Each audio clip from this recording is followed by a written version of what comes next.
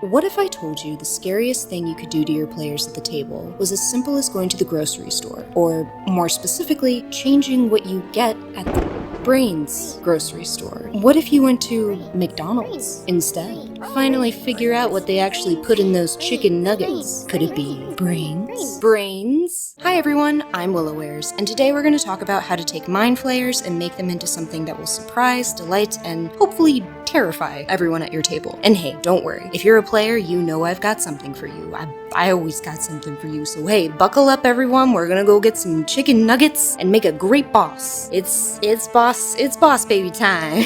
Oh, and side note, before you buckle in, don't worry, I'm still doing bosses for every creature class. We're just taking a little detour here because I really wanted to share some of my top tips and tricks for making individual creature bosses very worthy very quickly. Okay, now everybody get in, get ready, we're going to McDonald's. I think we can all agree Mindflayer Basics is pretty well known at this point. Alien squid race in D&D that eats brains, sticks tadpoles in poor adventurers' eyes, and makes baby Mindflayers. So instead of just telling you something you already know, we're gonna very quickly go over the Mindflayer stat block, a 101 Mindflayer spark notes if you will. That way we can have a bird's eye view of what works in this monstrous kit before diving right in about how we can change it. And I think you'll start to see a pattern, something that will help us in our final rework.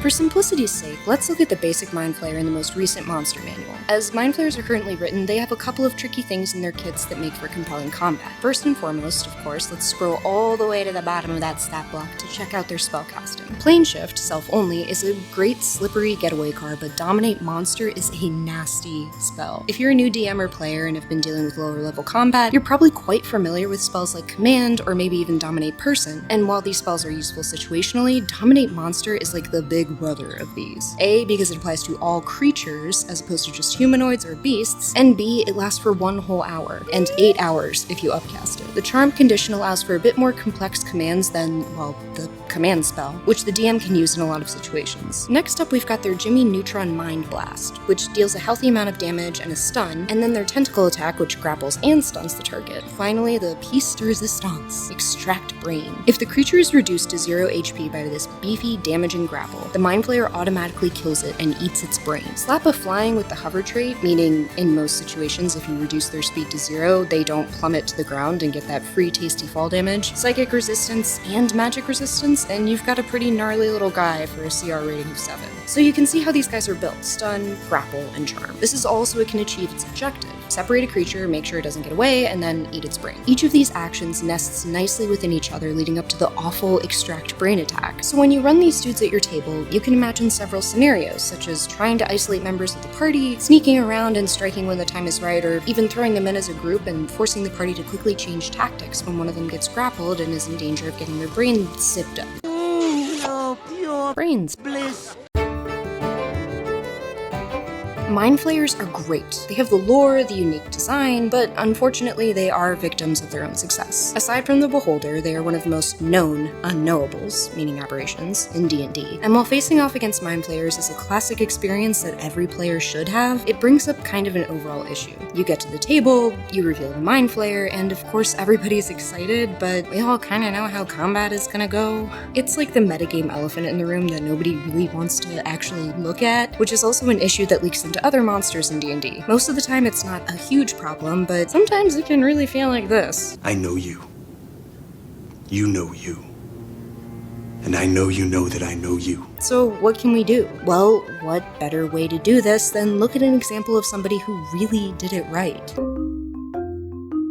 Bruce R. Cordell examined the Mindflayers in one of my favorite D&D extra books, the Alithiad. It's part of the Monstrous Arcana series, which are all the way back from 2nd edition. What I love about the Alithiad specifically is that it's written as a collection of notes and observations from an adventurer who recorded his expeditions in the Underdark as a sort of guide to learn and avoid the dangers of the Illithid Empire. And when you read it, you're almost an adventurer yourself, or maybe even a wizard researching the terrible threat. Think of it like your own epilogue adventure as a DM, as the first book sort of sinks you deep into the Alithiad lore, while the following books set you and your table up for an adventure. It talks about anatomy, it talks about ancient history, it talks about smaller factions called creeds, it talks about feet. It's got a section on feet. I'm not even kidding. It's small, but it's there. They have webbed feet. Now you know. Did you know Alithids have an influencer creed specifically? Okay, they're not exactly influencers as we know it, but I mean, whatever. You get the picture. Just read the Alithiad. It's worth it. Essentially, the Alithiad gives mind flayers a ton of depth to their lore while also opening up spells, variants, etc. It's the mind flayer we know, but because it's so richly researched and fleshed out, this one feels like the Alithiad Empire, but so much more complex and wide and unknown. If I'm being honest for a second, I really wish that I could write all my homebrew like this, putting subsections like habitat or ecology or society alongside every single monster stat block. That is the world builder's dream. But of course, if you like being a dungeon master or just D&D in general, that's what the table's for. So what better way to surprise your table than to draw out all of that mind flayer hints, steeping them in the weird purple mind flayer tea, just like the Alithiad does, but then reveal a completely different type that behaves differently, utilizes different tactics and tricks, and recaptures that first feeling you had fighting these guys in the first place. And I'm not talking about just giving them an extra tentacle and suddenly they have tiefling horns. I mean a real retooling, something that you can use again and again as a sort of blueprint for other baddies. So where else can we look to find something new? I hate even thinking about this game. I love this game. So afraid of this game. Subnautica is a game where you're stranded on an alien planet that's almost completely covered in water. Home to... oh god. Subnautica is a really scary game, in my opinion. If you don't like deep water stuff, just look away for a moment. I'll tell you when we're back on dry land. Pretty early on in the game, you as a player get used to a certain viewing distance in the water. This is pretty regular for any underwater game. Some areas having kelp forests that can cloud your view, other areas that are really deep so you can't see the bottom. And hey, that's nothing new, but it's a particular baddie in Subnautica that comes into play that makes this design actually really fun. And that's... That's the Reaper Leviathan. He's scary. The Reaper Leviathans remind me a lot of the Neolithid, giant wormy beasts. If we flip back to our trusty Alithiad, it states that the Neolithids are mind flayer tadpoles that don't get a delicious chunky enough brain to undergo the mind flayer birthing process. Instead, they got lucky wandering around the dark, eating poor underdark rats or whatever, like the crusty crumbs underneath the worn out couch that you bought in college that is the material plane. They are sort of the sandworms of the Alithids, growing up to 120 feet and moving up to adventure-sized crusty crumbs that are unlucky enough to make the wrong turn down one of the underdark tunnels. But back to the scary water game. The Reaper Leviathans, which are actually kinda close to size, actually, to our full-grown Neolithids, are the poster predators of the Subnautica ecosystem. When you aren't busy trying to snatch cute fish to vaporize them into Stanley cups for sustenance, or running from death spaghetti who's trying to get you for sustenance, you're scanning and learning about the ecology of the planet itself. It's a super cool game because, well, sort of like the Alithiad, the horror is baked into the research. The in-game entry for this bad boy reads as follows. Quote, the deep roar emitted by the Reaper at regular intervals is effectively sonar. If you can hear it, the Reaper can see you. Unquote. And this is what the roar sounds like. No, no, no, no. No, no, no, please. I'm so sorry. Oh no, it's so scary. No, no, no, no, no. No, no, no, no, no, no, no. So you can imagine how swimming around in the water and suddenly hearing that, especially when you can't see where it's coming from, gets scary. Gameplay-wise, this doesn't always work, and obviously you can actually look under the hood. Of course, the Reaper Leviathan isn't actually using sonar to track you, but the combination of this entry, paired with how easy it is to get turned around and not paying attention to every angle as you're exploring Subnautica's ocean, can be really terrifying. And I could talk about the actual visual designs for these animals for hours. But the lesson here is using grounded ecology that meshes with the environment is a great way to make a boss feel not only like it belongs, but that it's the master of its own domain. Okay, whew, now we're back on dry land. So we know for our revamped Mind Flayer that we want ecological horror, just like how Subnautica ties the fear of the deep with the Reaper Leviathan's unique sonar aspect. We want a boss that has a layer or a trait that doesn't just make it a dangerous place or action for the player, but it actually works with the design of the boss itself to build tension and suggest a sort of ecological synergy. The Locked Tomb series is a fantasy sci-fi series that centers around the coolest thing ever. Space necromancy. I won't spoil any of the plot points, but this is a book that really gets into all the different ways a necromancer can control, manipulate, or just utilize their powers. It isn't just about raising the dead, it's manipulating bones, preserving or decaying flesh, all based around the idea of different energy created by cellular growth or decay. And this is a great trick for DMs to remember. Take a school of magic and break it down to the basics. Is conjuration just the ability to summon something out of thin air like an elemental, or is it the ability to temporarily pull the fabric of dimensions together? Or maybe reorganize and convert basic elements around you, or even glimpse into the past and future possibilities and use tachyons or whatever. I'm not that smart, or faster than light travel to yoink them back to you. Whatever, you get it. You get what I mean. It's a great way to make something old and cool into something new and cool, and a great way to differentiate a magic system while still keeping that familiarity. And finally, I want to introduce you to the most metal of all birds, the bearded vulture. And why, do you ask? Does the bearded vulture get the most metal award over such powerhouses as the harpy eagle, or the peregrine falcon, or the Shima Inaga? Well, because, my dear listeners, according to Wikipedia, the bearded vulture is, quote, the only known vertebrae whose diet consists of 70 to 90% bone, unquote. Yes, you heard me. These guys actually eat skeletons. These dudes eat skeletons, which, yes, that line sounds admittedly like every millennial humor attempt ever made, but as a millennial, and for lack of better phrasing, these dudes eat skeletons. I don't know what to tell you, so just leave me alone. So even in situations where the scavengers or other animals would have picked a carcass clean, the bearded vulture can let something sit for days before consuming it. This makes these guys the top composters of the ecological chain and very useful in mitigating harmful waste in the environment, but they also became associated with death and bad vibes, so for a long time people hunted them thinking that they were dangerous. Now, there's a ton of conservation efforts and these guys are slowly bouncing back, but you can see from their look, their diet, that they had a crazy impact on the local surrounding populations. So remember the whole McDonald's bit at the beginning? That's right, baby. No clickbait here on Willow Wares. I'm actually tying it back in. So what we consume is one of the absolute foundations of our own character design as animals. Why our teeth look the way they do, the development of our internal organs, or the even more American-specific variant ability of being able to close your eyes and locate the nearest Cinnabon via an internal compass that we could never hope to possibly understand. Mindflayers, they're all about brains, and that spills over into every aspect of their culture and purpose. So let's switch that. Obviously, you can focus on something like another organ. You could even go with the vampiric Mindflayer, but I want something a little bit more surprising that pivots the Mindflayer into something unexpected. And in a small tribute to the Alithiad, I hope you enjoy what we come up with. Quartermas Log, Day 37, 5 days out from nearest camp. We've made great time so far. Now that winter is firmly set in and the front of the ship can no longer break through the ice, the hull has been refitted with 6 large levitation stones lashed to its sides. Finally, that lazy wizard seems to have earned his keep. If we keep up this pace, we'll hit the northmost camp in no time, one step closer to finding a passage above the Steel-Tooth Mountains and one step closer to finally establishing a safe trade route to the west. The rumors we heard so far have seemed to be just a fairy tale. The northern plains are barren and harsh, but quiet and almost peaceful. Day 42. We've reached the camp to only find it inexplicably abandoned. No signs of struggle at all, just as if everyone disappeared. I even found a half-written entry, quill still frozen in ink. It says, "There's movement out there in the snow." And then that's it. That's all. Perhaps wolves?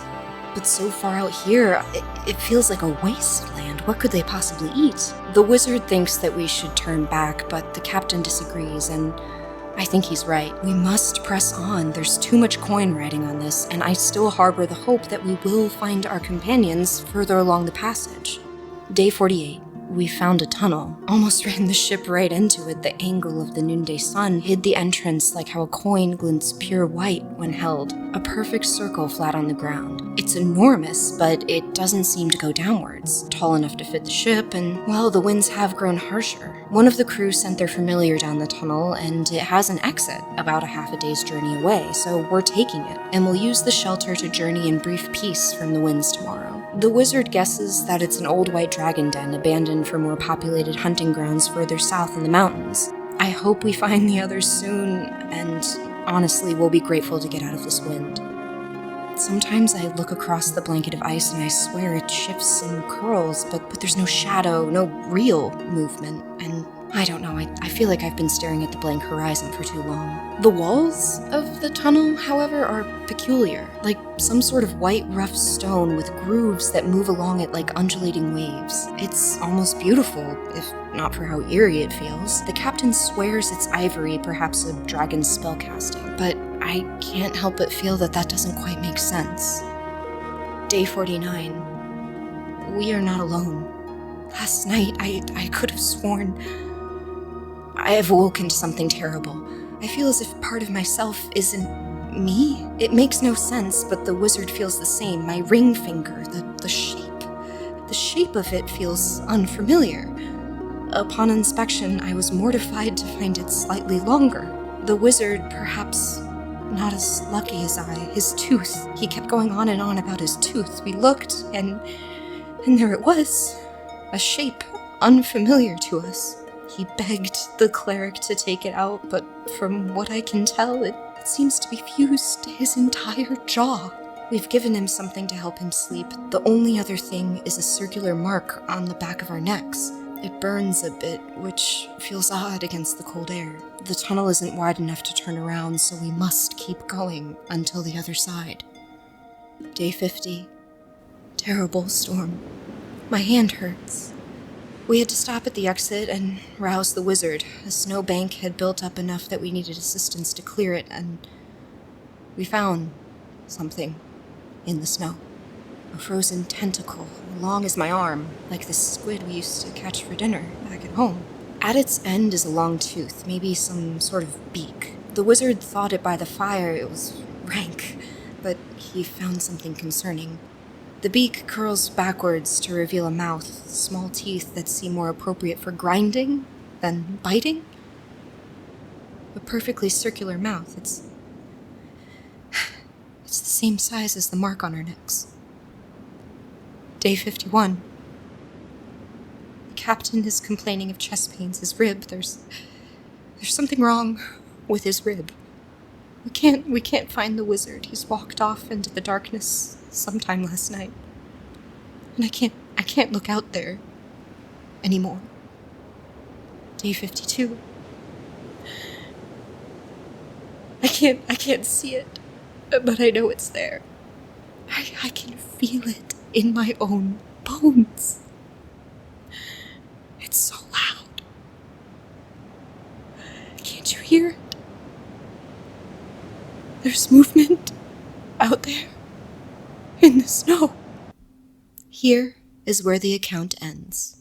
The Spinesinger is a monster that feeds on the very framework of the body, the bones. At the end of its long tentacles are small circular mouths that are ideal for grinding down its meals. Its diet is also its defense. Spinesingers can manipulate the calcium and minerals in its body to temporarily form hard white shells on its exterior, protecting themselves from incoming damage. This also helps them camouflage against snow and ice, its preferred environment. This ability to manipulate bone matter doesn't stop there, though. Spinesingers are adept at building structures, tunnels, and sprawling cities made entirely of bone. Stories mention strange ghost-like beings appearing out of a snowstorm and causing the adventurer's bones to twist and break without even touching them, or creating strange lattices to leave as warning signs or perhaps simply to mock new prey. These terrifying structures are usually the byproduct of digestion, as a significant amount of minerals and material have been stripped from the bones before use. Spinesingers find most of their nutrients in the marrow, the cartilage, and the soft trabecular bone, usually found in longer bones, the spine, etc. Their own marrow is a complex network of a highly sensitive vascular system that actually doubles as their method of communication. Spinesingers hum to each other, transferring information through vibration rather than a spoken language. It is rumored the skull of a Spinesinger is particularly fragile in order to pick up